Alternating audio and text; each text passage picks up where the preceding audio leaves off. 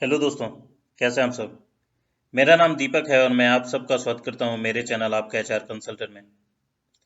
दोस्तों, आज के इस वीडियो में जो है मैं बात करूंगा कि कैसे आप एक अच्छी कंपनी और बुरी कंपनी में फर्क कर सकते हैं। देखिए, ये चीज जानना बहुत ज्यादा जरूरी होता है। अगर आपका इंटरव्यू हो रहा है, आपने इंटरव्यू दे दिया और उसके बाद जो है सबसे पहला क्वेश्चन जो एक कैंडिडेट के दिमाग में आता है कि यार ये कंपनी सही है क्या ज्वाइन करने के लिए, क्या मैं इस कंपनी को ज्वाइन करूंगा तो मेरा फ्यूचर कैसा होगा। तो ये एक बहुत बड़ा क्वेश्चन होता है। ठीक है, देखिए कंपनी के अंदर जाने के बाद तो ऑलरेडी आपको पता चल जाएगा कि कंपनी कैसी है। बाहर रहते हुए अभी क्योंकि आपने ज्वाइन नहीं किया है, अगर एक कैंडिडेट इंटरव्यू दे रहा है उसके बाद उसको जो है आइडेंटिफाई करना होता है कि कंपनी सही है कि नहीं है, क्या मैं इस कंपनी को ज्वाइन करूं कि ना करूं। तो उसको पहचानना बहुत जरूरी है। तो आज हम यहाँ पे कुछ मैंने डिफरेंसेस बताए हैं एक अच्छी कंपनियों में और खराब कंपनी में, उसको हम लोग डिस्कस करेंगे बारीकी से। तो बने रहिएगा। चलिए शुरू करते हैं दोस्तों। तो यहाँ पे जो सबसे पहला इंडिकेशन रहता है गुड कंपनी या बैड कंपनी में, इंफ्रास्ट्रक्चर। इंफ्रास्ट्रक्चर एक बहुत ही बड़ा एस्पेक्ट है किसी भी अच्छी कंपनी में या बुरी कंपनी में। ठीक है, अगर किसी कंपनी का इंफ्रास्ट्रक्चर अच्छा है और आप ऑफिस के अंदर जाते हैं, भले वो कंपनी स्टार्टअप हो या छोटी हो, और आप अंदर जाते हैं और आपको देखता है कि सारी चीज जो है प्रॉपरली स्ट्रक्चर्ड है। एक अगर क्लाइंट आता है तो उसके बैठने के लिए भी जगह है, कैंडिडेट के बैठने के लिए जगह है, जो है सिस्टम्स प्रॉपरली मेंटेन्ड हैं, हर एक चीज प्रॉपर है। और उसके बाद जो है कॉन्फ्रेंस रूम अलग से दिया हुआ है और हर एक का पर्टिकुलर क्यूबिकल है या जो भी है। तो ये इंफ्रास्ट्रक्चर अगर आप प्रॉपरली देखेंगे तो किसी भी एक अच्छी ऑर्गेनाइजेशन में, ये एक अच्छी कंपनी में इंफ्रास्ट्रक्चर बहुत ही मेजर रोल प्ले करता है। अगर इंफ्रास्ट्रक्चर अच्छा है उस कंपनी का तो that means is a good company. तो वहां आप शुरुआत कर सकते हैं। लेकिन अगर आप खराब कंपनी के बारे में लें या जो जिनका प्रॉपर सेटअप नहीं होता है और वहां आप जाके देखते हैं कि बैठने की भी जगह नहीं है, बहुत छोटे से कमरे में खोल रखा है, एंड देन कोई कॉन्फ्रेंस रूम नहीं है, there is no proper sitting arrangement as well. ठीक है, तो इंफ्रास्ट्रक्चर से जो है आप बहुत ज्यादा चीजें आइडेंटिफाई कर सकते हैं कि नहीं ये कंपनी तो यार मेरे लिए है नहीं, मेरे को दूसरे इंटरव्यू देने चाहिए। देन सेकंड, जैसे ही आप कंपनी में जाते हैं इंटरव्यू देने के बाद, जब आप इंटरव्यू देने के लिए जा रहे हैं तो वहां पे आप इम्प्लॉयज को आइडेंटिफाई कीजिए, वहां के एम्प्लॉय से बात कीजिए, बाहर निकल के बात कीजिए। इंटरव्यू दे रहे हैं तब मत बात कीजिए, जब बाहर निकलते हैं तो एक आध एम्प्लॉय तो आपको बाहर मिल जाएंगे, चाय पीते मिल जाएंगे, ठीक है, गॉसिप करते मिल जाएंगे। उनसे जाके पर्सनली बात कीजिए कि यार क्या है हिसाब किताब, कैसा है कंपनी में काम, कैसा होता है। कि अगर दूसरी बात ये कि अगर कोई एम्प्लॉय जो वहां कंपनी में काम कर रहा है वो अगर आपको हैप्पी लगता है और he is good in nature और काफी अच्छे से आपसे बात कर रहा है, दैट मीन्स कि यहाँ एम्प्लॉय खुश हैं, तो आप वहां अपना करियर बना सकते हैं। और अगर आप कंपनी में जा रहे हैं एंड देन उसके बाद आप जो है लोग ब्रेक भी ले रहे हैं तो आपको जो है जो चेहरा है उनके चेहरे से मायूसी दिखती है और फ्रस्ट्रेशन दिखता है। आप जाके बात करते हैं, बात करने के बाद भी जो है आपको उस एम्प्लॉय के चेहरे से फ्रस्ट्रेशन झलकता दिखता है, तो डेट मीन्स कि वहां पे वर्क लाइफ बैलेंस की कमी है, वर्क लाइफ बैलेंस नहीं है। जो है जो एक गिवन टाइम आवर है उससे भी ज्यादा काम करवाए जाते हैं।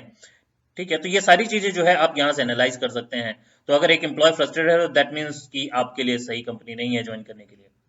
देन अगला आता है good company has good network. और ये थोड़ा सा मुश्किल है पता लगाना, लेकिन अगर थोड़ी सी बड़ी कंपनी है या फिर मिड लेवल साइज की कंपनी है तो उनका इन्फॉर्मेशन आप लिंक्डइन से निकाल सकते हैं, गूगल में आप सर्च करेंगे तो आपको मिल जाएगा। ठीक है, तो वहां से आप पता कर लें कि इस कंपनी का जो है प्रॉपर नेटवर्थ कितना है। और बैड कंपनी अगर होगी तो उसका जो है नेटवर्थ आपको पता ही नहीं चलेगा और उनका जो नेटवर्थ है वो ज्यादा काफी फ्लक्चुएट करता रहेगा। ये जो थर्ड पॉइंट जो मैं बता रहा हूँ ये थोड़ा फाइंड करने में डिफिकल्टी होती है, लेकिन अगर ये आपको मिल जाता तो उससे जो है आपके पास जो है क्लियर कट आइडिया हो जाएगा कि is this company is good और नॉट। ठीक है, यहाँ पे मैं एक और चीज ऐड करना चाहूंगा जो कि कंपनी की गुडविल है। ठीक है, फॉर एग्जाम्पल अगर आप किसी एमएनसी कंपनी में इंटरव्यू देने जाते हैं तो आपके दिमाग में क्या रहता है, एमएनसी को आप तुरंत ज्वाइन करेंगे, आपको सोचने की जरूरत भी नहीं पड़ेगी और आप तुरंत एमएनसी कंपनी को आंख बंद करके ज्वाइन कर लिए। कारण क्या है, कंपनी की गुडविल, कंपनी का इतने समय से गुडविल बना के रखना, इतना नाम बना के रखना, जिसके कारण आप कंपनी ज्वाइन कर लेते हैं। और बैड कंपनी के बारे में मैं बोलूं तो उनका कोई गुडविल होता नहीं है, आप नाम सुने नहीं होते हो। ठीक है, तो ये भी एक क्राइटेरिया है सेलेक्ट करने का। देन अगला आता है company with less turnover ratio is a good company. दोस्तों जो एम्प्लॉय टर्नओवर रेशियो की बात कर रहा हूं मैं यहाँ पे, अगर एम्प्लॉय टर्नओवर रेशियो कम है किसी कंपनी में, दैट मीन्स कि वहां के एम्प्लॉय जो है कंपनी नहीं छोड़ रहे हैं। ठीक है, आप बात को समझिएगा। एम्प्लॉय टर्नओवर रेशियो क्या होता है? एम्प्लॉय टर्नओवर रेशियो होता है जब किसी कंपनी में नंबर ऑफ एम्प्लॉयज जो है छोड़ के जाते हैं, दैट मीन्स कि एम्प्लॉय टर्नओवर रेशियो जो है हाई हो रहा है अगर कंपनी छोड़ के जा रहे हैं। अगर एम्प्लॉय कम छोड़ रहे हैं कंपनी से, दैट मीन्स कि एम्प्लॉय टर्नओवर रेशियो कंपनी का कम है। तो जिस भी कंपनी का एम्प्लॉय टर्नओवर रेशियो अगर कम है, तो that is a very good company to join.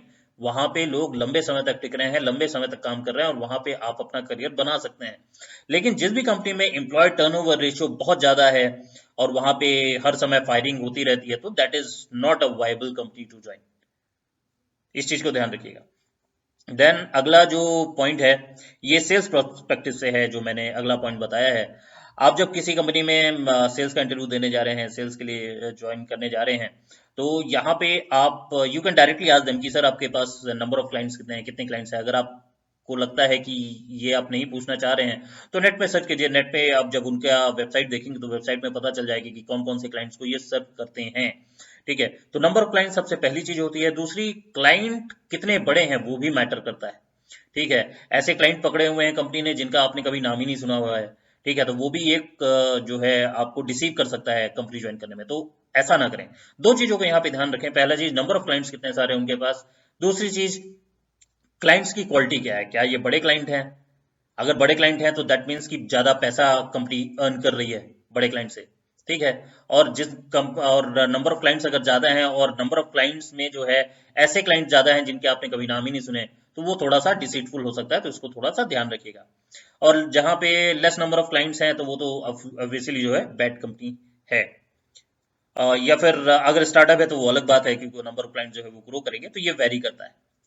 Then अगला पॉइंट है लेस और नो ऑफिस पॉलिटिक्स। ये भी थोड़ा सा हार्ड है, क्योंकि जैसे ही आप कंपनी के इंटरव्यू के लिए जा रहे हैं, आप इंटरव्यू देते हैं, तो आपको तुरंत नहीं पता चलेगा कि इस कंपनी में ऑफिस ऑफिस पॉलिटिक्स है कि नहीं है। ये आपको तभी पता चलेगा जब आप कंपनी के अंदर जाएंगे।